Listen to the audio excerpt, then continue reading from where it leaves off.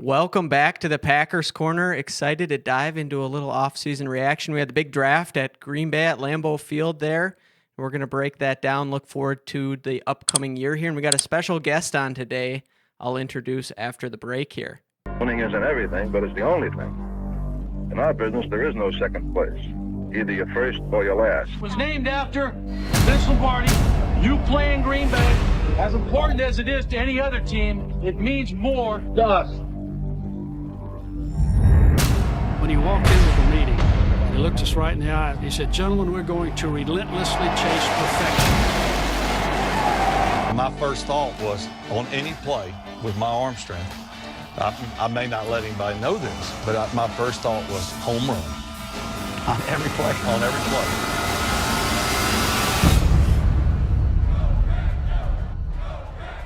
He did what?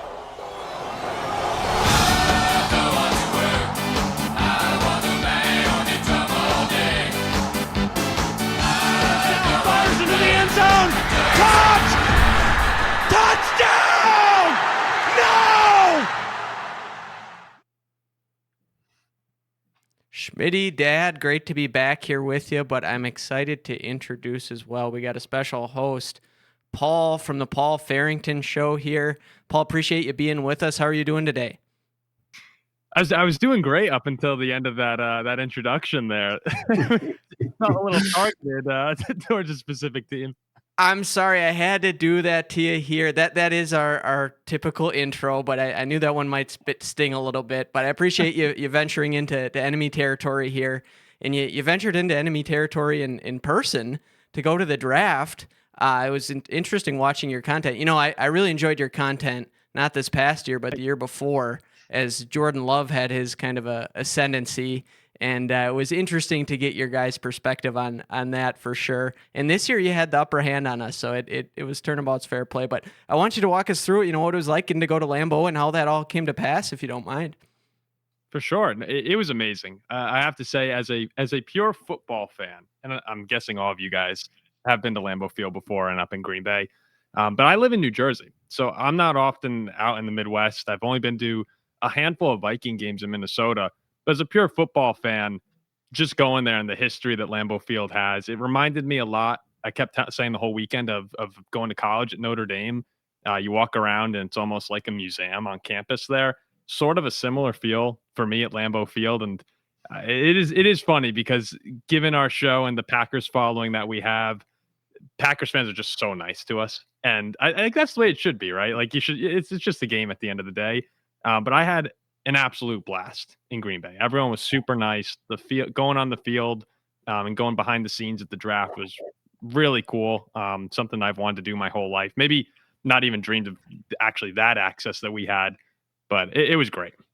Absolutely. And you guys were kind of ahead of the curve on picking Matthew Golden as he went to the Packers. I was disappointed, but we missed the marketing opportunity. We could have gone Green in the second round and had Green and Golden, but have to settle through Matthew Golden. You were a little upset, it looked like, that they didn't get the Michigan cornerback there for the Vikings. Walk us through seeing that back-to-back Vikings-Packers pick and your thoughts on the start of the draft there. So just to clarify the Viking situation, because that did pick up quite a bit of traction. I didn't realize as the draft was going on, there's so much stuff happening in that room, and I wasn't looking at breaking news as it was coming out because we're in the middle of a live stream, and you're just trying to find things to talk about over the course of 4 hours. I didn't see all the news coming out on Will Johnson's his knee injury. Now, even with the knee injury, we'll see. He could wind up still having a really good career, but I got to talk to Will Johnson the day before. The Vikings need a cornerback. I was talking to Joel Klatt for a moment. And I said to him, the Packers and Vikings both need cornerbacks. Who's someone that could fall, assuming, obviously Travis Hunter won't be there, Will Johnson. And he goes, no, Will Johnson, he won't be there either. So as I'm seeing him slide down the board here, I was like, all right, like this is obvious. And my reaction, the reaction when Donovan Jackson was selected was not targeted toward Donovan Jackson. And I feel bad because, everyone was just saying like, you should be happy about this pick. The Vikings never address O-line, and this offseason they've done it. So I wasn't upset with Donovan Jackson. I was more so upset that it wasn't Will Johnson. But then upon reflection, I'm able to gaslight myself like no other. So I immediately was within like 10 minutes, I'd say, was happy about the pick. As far as Green Bay goes, yeah, it was great for you guys. Finally get that first round receiver. You need someone to step up in that room. A lot of great talent there, but no one took the leap as we were anticipating last season. If Golden is as good as advertised, and clutch player came up with so many important receptions for Texas last season. He's someone that it's always good when your opponent's a little scared with your pick, and I'm not terrified, but I'm definitely noticing. I'm definitely aware of what the Packers are putting together in that receiving room. Well, I'm glad we got you noticing at least. I think it was cool to see Mark Murphy after the work he put in to bring the draft to Green Bay, to have him kind of have his moment, and hopefully it's a pick that we hit on.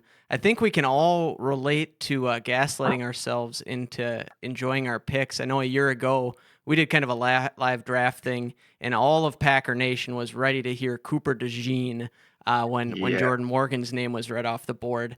And Goody's kind of had a tendency to forego the obvious pick and come up with a big brain move that hasn't worked out so well for us in the first round. But Schmitty, I want to get your reaction to the fact that we went with Matthew Golden. We took the wide receiver, and Dad will bring you in here in a second. Yeah. I mean, look at the wide receiver room. There's you have to pay good performing players at some point. Right now, in the wide receiver room, there's no one that you necessarily want to give a contract to. Like if I saw a Alan Lazard Jets contract for any of these guys that are on the current roster, with the exception of Wicks and Reed, and maybe it's just Reed, I'd be pretty disappointed if we gave Romeo Doubs any money. And so you kind of hope that Golden steps in here fairly quickly and can be a contributor. Maybe posts like a Jaden Reed rookie numbers, if not better. So I'm happy with the pick. Like you said, like the last obvious pick I think I can recall back to was like, Clinton Dix, right? Like I can't remember a guy that we unanimously thought as Packer fans, like this is the obvious. So to get an obvious pick, how could you not be excited? I would prefer if he kept 81, but we'll see what a number 22 receiver does as a pass catcher. I think we can all agree 22 is brutal, so maybe that'll get amended. I don't know what that's going to look like. That's weird. But yeah, I thought that was a strange one. I was pretty high on our receiving core last year. I think I threw out greatest show on turf at one point last year. That didn't quite come to pass. So I'm a little snake bitten. I think we're going to lower expectations for this year. But Dad, what do you think about Packers and Vikings first round selections there? Well, my tradition, and I was watching Paul's show here, one of the recent ones. I think you guys did a little breakdown on the Packers. And if I got the cast of characters correct, you had Ziggy or Squiggy or Squiggy, and then you had Jack and Diane or Jack Cougar Mellencamp. Are those the guys? That sounds about right. Ziggy and Jack. And Ziggy didn't want to answer your questions. You couldn't get him to answer the question. And I was telling Griff, this is kind of funny because this reminds me of our podcast and Schmitty. Ziggy is Schmitty. And Griff goes, no, he's not. You're the one who never answers the question. So here I am. He asked me a question and I'm taking it off to left field. So I guess I'm like Ziggy. But I do have a little bone to pick with Jack. Maybe I'll do that. Was I correct in hearing Jack insinuate that without any doubt in his mind, and 100% sure that he would take J.J. McCarthy every time over Jordan Love at this particular point in their careers? Oh, I don't remember that. Jack says a lot of nonsensical things. I don't think he said that. If he has, I'll revisit. Send me the link. I don't think he said that. Check it back. I think it was kind of like under you and Ziggy were talking, and he kind of slipped one in there, and maybe I heard it wrong. So maybe Jack deserves a break. But anyway, it's good-natured banter because I like in you guys' show. I like to listen to PA. I actually like him. I think he's crazy, but it's a good check on my own biases. PA will say, well, the Vikings, we're a little weak at safety. We got an old safety. We need to shore up the offensive line. a little bit of a question mark with a rookie quarterback. Oh, I think we're going to be about 16-1 this year, and you just go, oh my gosh, okay, I'm not quite that far out there. So I really did enjoy listening to your show. And what was the question, Griff? I was asking you about the first and second round. So this is where I'm talking with my dad, Paul, and he said we were talking about maybe getting together for this show, and he said I watched these guys and I don't know about this Ziggy. He got asked a question and he didn't even answer it at all. And I said, yeah, welcome to my life. I know I can sympathize with maybe your situation there, Paul. So it struck me as funny that he didn't realize that I'm categorizing him as the Ziggy of our show. We'll have to see what you think. That's what the best in the business do. They're able to turn the question into their own answer. So exactly right. Exactly right. Sometimes I have no intention of answering his question. I got somewhere else I want to go, Paul. So that's just the way we wing it here. I totally get it. Well, to that end, Dad, I think that is a good question. Though, let's talk a little bit about the quarterbacks in the NFC North here and where you might rank those. Schmitty, let's start with you here. I want to hear that he's kind of a resident Bears sympathizer here, Paul. Schmitty, they have those in Green Bay, in Wisconsin? Not normally. He's a strange. He normally doesn't have a shirt on for the show. He dressed up for you today. I have seen that a few times. Yeah. But Schmitty, well, tell our listeners why do you have these Bear sympathies, and then walk us through your NFC North quarterbacks. I grew up in the Chicagoland area. My father's from the Milwaukee area, so it would be a absolute shame if I wasn't born and raised a Green Bay Packers fan. But I can sympathize with the Bears because they had there was a lot of misery in my childhood for that franchise. I can think of a lot of green and gold versus Bears games that went in our favor that have stung the Bears for a very long time. As far as my rankings go, it's the obvious that Caleb Williams is number one, Griffey, without question. I think after the ascension of this past season, much like Jordan Love a couple of years ago on the playoff run, Caleb Williams is it, Griffey. The guy has all the talent. I see some number 12 arm angles in there. While the decision making needs to improve slightly, if I had to start a franchise tomorrow, it's Caleb Williams, and I'm not thinking twice about it. Now, beyond that, sure, give me number 10, and then between Goff and JJ, it's just what is this JJ character all about? And it's really easy come OTAs and minicamp. Everyone looks good in shorts, and there won't be a lot of bad press about really anyone. And so right now, as the ship sails, like everything's okay, and we're ready to rock with JJ McCarthy as our quarterback. But until it's time, and you got edge rushers bearing down on you week one, you really don't necessarily know what you have. So it's a coin flip between Goff and JJ. I'll give the nod to Goff just because we haven't seen JJ yet. But that's the 1, 2, 3, 4, my friend. Well, you get a taste with what we have to deal with this guy on the show there, Paul. But let's hear your thoughts on the quarterbacks. And did you have any interest in maybe bringing a different quarterback into Minneapolis there over the offseason at any point?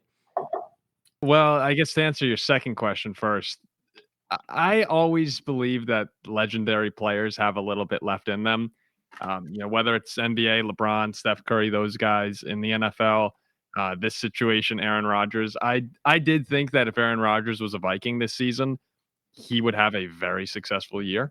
There's just too much. If you strip all the teams of their quarterbacks in the NFC North, I feel pretty confident saying the Vikings have the best roster of any of those teams. Now, quarterback is the most important position, and if I'm being honest, you have to put JJ McCarthy last. You just have to. But given the roster around him, I thought Aaron Rodgers was walking into a situation where he could turn back the clock for a season. I don't know if you guys remember, but Brett Favre did that with the Vikings. I've blocked that one out. I actually don't remember that. You only remember the final throw of the season. Yeah. But I thought it could have been a similar situation to Brett Favre with Rodgers. Of course, there's a lot of luggage and a lot of baggage that comes with Aaron Rodgers on your team, as you guys are well aware, and as in the New York area, Jets fans here are well aware. But how can you not get a little excited? It's a Hall of Famer. As far as the rankings go, I think it all depends on how you phrase the question, because Schmidt, you were saying if you want to start your franchise with a player, Caleb Williams is number one. And I don't think that's crazy to say Caleb Williams would be number one in that situation at all. But if you're talking about next season alone, I might still put Jared Goff above. Jared Goff threw for, I'm looking at it right here, he had 30, what do you have, 30 something touchdowns last year? Who do I pull up? I have Caleb right here. Goff had 37 touchdowns on the season. Yeah, 37 touchdowns. Like, he's been great for the Jared Goff question of is he an elite quarterback? The past 2.5 years, he has been. He has had one really, really notably bad game against the Commanders in the playoffs last year, which, is a 3-interception game in the divisional round is not good. But Jared Goff has been a very beyond solid quarterback. So I'm okay, though, with you saying Caleb in the long run. It just depends on how you phrase the question. And, second in yards in the whole NFL for Jared Goff, too. They've had a potent offense. We'll see, maybe Ben Johnson brings that to Chicago. That'd be kind of our nightmare here. But I think just the fact, hearing the excitement in your voice there, Paul, at the idea of bringing Aaron Rodgers to town, I think it really puts J.J. McCarthy, honestly, in a tough situation, because he's going to be judged on such a harsh standard this year. If they don't really pull things together, people are going to say, what if we would have just brought Aaron Rodgers to town? And Dad, I think that's maybe something that you've thought. This Vikings team, to Paul's point, they're ready to win now. I could see going that direction. What were your thoughts there? Well, I just see a loaded roster. They've signed all the free agents. They got the defensive coordinator that's there for another year. Who knows if he'll be there, flow beyond that? Who knows if that defense functions the way it does without the alchemist stirring up all the formulas there to get those A gaps mugged up, and the way he makes everything look muddy for the quarterback. And I don't understand, and Paul may take deference to this, but I don't understand why they didn't sign Bradford for $100 million for 3 years and take the Packer model and let the young kid beat the other guy out, or keep Bradford. You talking Darnold? You mean? Excuse me. Sam Bradford. Bring Bradford back. Sam Darnold. Sam Darnold. We know what I'm talking about. And because, is there a possibility? I see with a rookie quarterback, Vikings were 9-1 in one-score games last year. Packers were 5-5 in one-score games. Packers going to be better than that. There's no way they're going to be 9-1 with a rookie quarterback in one-score games. So in terms of having a rookie be able to come in psychologically to be on the upswing, I think it'd be much better if Sam Darnold was there and got an injury or didn't do well. Then you bring the rookie in. Then there's not much risk. But if he starts off 2-3 or 2-4 and they lose some one-score games and Darnold is tearing it up in Seattle, I think that potential exists. And so be interesting to see what happens. But if I'm pulling the strings there, I want Darnold back. And I know most Viking fans are anathema to that. They can't even stomach it, but I don't get it. As far as Darnold goes, it's pretty unbelievable when you bring that up, because I think it's kind of slid under the rug lately with all the Rodgers talk and McCarthy. But Sam Darnold, in week 18, going into week 18, the expectation was he was going to get 45, potentially $50 million a season for a couple of years, at least a couple of years, and be the Vikings starting quarterback. Now, I was against that. I don't like these gigantic quarterback contracts if you can avoid them. Look at most of them around the league when you're talking about someone that we can't all agree is a superstar, right? Joe Burrow, Lamar, of course, give them the contract. Tua's has looked bad. Trevor Lawrence's is up in the air right now. Obviously, Deshaun Watson is a nightmare situation in Cleveland. Throw Jordan Love in there, too. I'm sure Schmitty can riff on that. Jordan Love is, I think Jordan Love's one of the ones you're even more comfortable with, which shows you just how polar these can be, or how polarizing they can be for fan bases. But Darnold, I loved what Sam did last year, and you cannot argue that he didn't have some unbelievable moments and that he elevated the team at certain points in the season. But the way it ended was just so bad. And it wasn't all his fault. The offensive line was a disaster against the Rams. I think Vikings fans, the reason, Gar, to answer your question, Vikings fans have been waiting for years. Teddy Bridgewater, even further back. We could go back to even Dante Culpepper. For a quarterback to come in and kind of be their guy, someone that they're hoping to be their guy. Christian Ponder, I was never on board with that. But that's what you're hoping JJ McCarthy is. And I think, even though it might not be the wisest decision at the end of it, we'll have to look back. We'll see. But I think Vikings fans were just ready to commit to someone and say, we want our franchise quarterback. That's what's winning when you have these young quarterbacks or the star quarterbacks. And we're hoping JJ McCarthy can be that. It's a roll of the dice, but so was letting Kirk Cousins go. Because Kirk Cousins, after coming off the Achilles, that was the best he ever played with the Vikings before he got hurt. So there was a little bit of a, rolling of the dice on that situation and bringing in Darnold and McCarthy last year, but it worked out. I think we trust Kevin O'Connell to get the job done. And that's where it's coming from. We want to just go with our new guy. As a guy who has, Michael Jordan and Jordan Love framed in the picture behind me there, I projected the Packers would take Jordan Love back in 2020. I was asking for us to Did you run. Really? I got a video of this on the channel. We'll send that. We saved the text.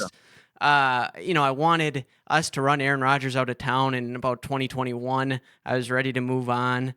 And that said, I'm nervous about JJ McCarthy because the Vikings are leaning into this advantageous situation where they have the rookie quarterback contract. And Schmitty, we've got a guy making $55 million a year. What is it going to take from Jordan Love to live up to that contract for you this year? What was that Jared Goff stat line? 37 and second in yards. I mean, he's going to have to get the 35 touchdowns, and I'd like to see him at 4,500 yards. I mean, that's $55 million. That's money well spent. Right now, some of the decisions that he makes almost on a game-to-game basis, you're just left scratching your head. The decisions that you could expect and be fine with a rookie quarterback making, but he's now been in the league for 3 or 4 years. We don't get the benefit of the Vikings where the contract they can bolster around him. It's Jordan Love's team. He needs to play better. He needs to be the one to elevate. He's the one that makes all of this go. Right now, Griffey, can we call Aaron Rodgers? Can we see if he makes? This is what we put up with, Paul. Yeah, I love Aaron Rodgers with all my heart. I'd kiss him on the mouth if I could. He's my favorite player of all time. I just like you with these elite franchise Hall of Fame players. You still think that there's something in the tank, and I always want to think that Aaron can go on one of these revenge tours. But we don't have Jordan Love. Jordan Love is a good quarterback, and he's proven to be a good quarterback. He's fine, Paul. He's fine. He's only fine at this moment in time. He got a little more shelf life when he won us a playoff game in Dallas. But beyond that, I'm after that pick against the Niners in the divisional. This is the problem here. Is last year. What do you guys think about the injury? Because I think that the injury, both his injury, he had a knee injury, he had a groin injury. I mean, Jordan Love was really banged up last season. I think that was a major contributor to the way that he looked and the way that offense performed at times.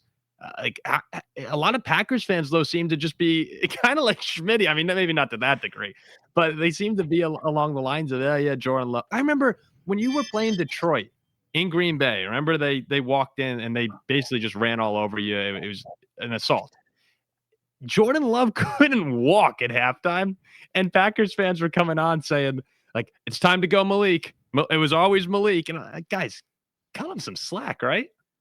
Well, I don't know if you do this. My dad and I are both eye doctors, Paul, and we get to interact with a lot of folks throughout the community. I had more patience when I would just casually ask about the Packers, say, I think we should go with that Malik Willis guy.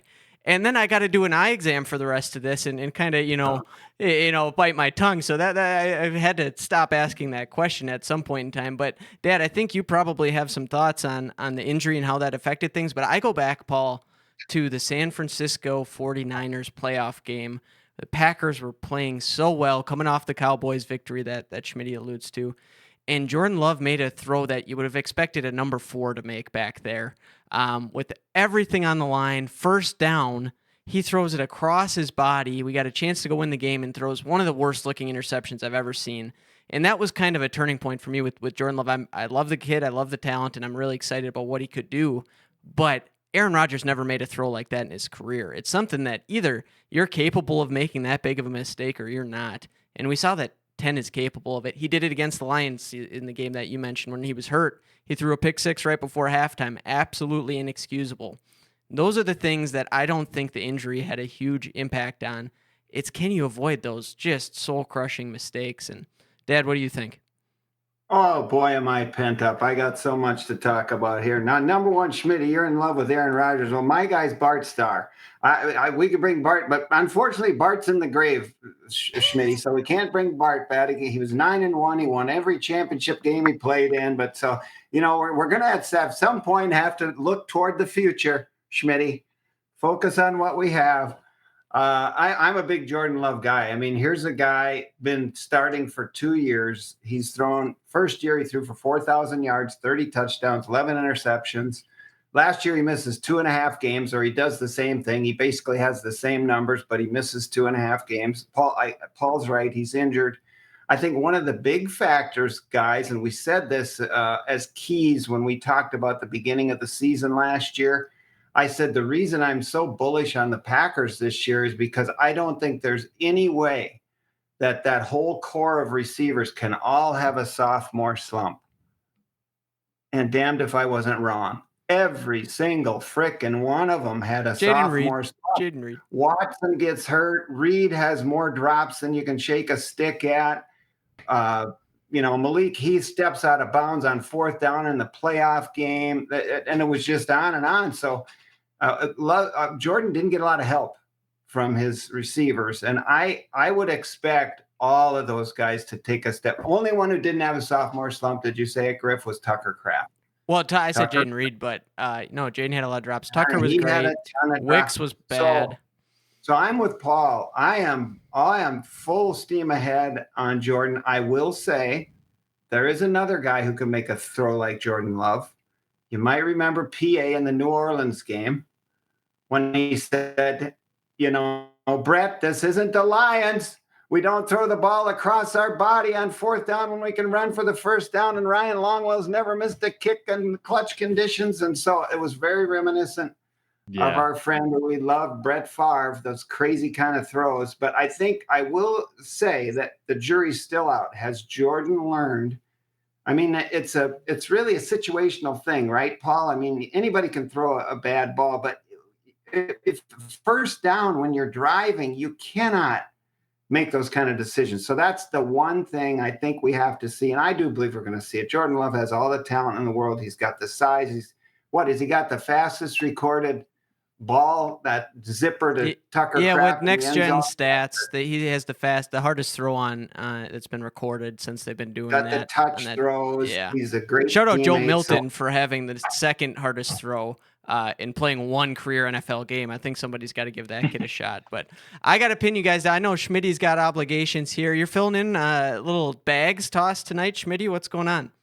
Yeah, I'm gonna probably get beat by men twice my size that have their last names on the back of their shirt, and they're just gonna run me up and down on these. I didn't know they made bags, men twice your size. That's an impressive fellow. Yeah. I might have to take the shirt off for the bags tournament and start ripping some beers here. Why wouldn't you? Well, before I let you guys go, I want to pin everybody down, and maybe we'll have to check in, mid-season or as a Packer Viking game approaches or something like that. But way too early predictions. You got to put one team out there. Who do you have taking the NFC North this year? Paul, I'll let you lead it off. Jeez. I think that the NFC North is the best division of football, most intriguing division of football to me by far. It's the only one where all the teams, I don't know what the odds are right now, but the Bears and Vikings were floating around that plus 400, plus 450. I mean, that means that Vegas thinks everyone can win it, and everyone can win it. Right now, if I had to make a pick, I think the Lions are the best team. That is a gauntlet of a schedule. If you haven't looked at it yet, the order's not out, obviously, but if you just look at the first place schedule the NFC North has, I mean, it is brutal for Detroit. I think right now I would pick Green Bay to win the division, maybe a 10 or 11 wins. right now. Now I'm leaving this open to change, but the last time we did this on our show, I picked Green Bay to win, Detroit in second, and then Vikings third, Chicago fourth. I need to do a little bit more of a deep dive on that, but I do think Jordan Love's going to bounce back big time. It's too bad we didn't have more time because when we're talking about a game from a year and a half ago, I think that we can't even talk about San Francisco anymore. It's that's a long time ago at this point. Well, I wouldn't talk about that if he didn't do the same thing against the Detroit Lions this past year. So he couldn't move. Don't throw the ball away then, Paul. Throw the ball away. This is great. We got Paul on our podcast defending Jordan Love. And you wing that one Aaron I'm Rodgers as nuts. I'm overly positive about Jordan Love, so I don't know how you got me playing devil's advocate here, Paul, but we're worked out. Yeah, this is what we do in the offseason. All right. Well, we got you pinned down. You're a Packer. You hear a lot of chatter about Ziggy being a Packer fan from folks. They're going to start talking about you if you're not careful here, Paul. Yeah, I might just for the looks, the aesthetics, I might have to wind up picking the Vikings. But how about right now, I see Packers. You got your college football. You got Notre Dame there. You got Vikings in the NFL. I'm seeing little Villanova college basketball. Do you have an NBA allegiance? I'm a Knicks fan, New Jersey. I mean, I was a huge New Jersey Nets fan as a kid, and when they moved, kind of stuck with them for a little bit. But that breaks your heart when they moved to Brooklyn. So, given the betrayal, I've switched my allegiance. I mean, when I first switched, it was really hard because the Knicks were bad. I mean, really bad, like 10 years ago.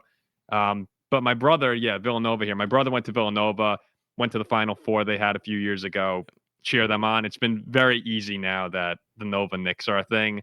I'm all in. So last night we got the big ragu. I'd crossed the border. I'm a Timberwolves fan, as is my dad here. I would love to see a little rematch with Karl Anthony Towns versus the Minnesota Timberwolves. Can we see that in the finals? I have a soft spot for all Minnesota teams. The Vikings are the only Minnesota team that I genuinely cheer for. But I have a soft spot for anyone who roots for a Minnesota team. I always pull for them a little bit. Well, real quickly, before we let Paul go, we just got to get him to weigh in. Would you undo that trade of Cat for Julius Randle and DiVincenzo right now, or are you happy with Cat out there? Oh, I would not undo it at all. Karl Anthony Towns. I mean, you guys saw him for so long. He's a star. Julius Randle's playing well, and I love Dante. Some of the shots he had last year, just unbelievable, and it sucked to break up the four Nova guys. But I mean, Karl Anthony Towns is a beast. I know he's had some ups and downs recently, particularly last night, but no, I think he's unbelievable. Well, good, because you can't have him back for you can't have him back straight up for Jaden McDaniels. And when you least expect it, he's going to whine and whimper and have a big crybaby look on his face. And there's no toughness in the kid. But boy, it's good when he's throwing a few 3-pointers in. So ride that horse as long as you can, Paul. And it's a pleasure being with you tonight. Thank you, Dad, guys. Schmitty, I'll get your picks next time. We'll roll on with that, and we'll see how it all shakes out. Paul, sure appreciate the time. Hope you guys all have a great night. Thanks, Paul.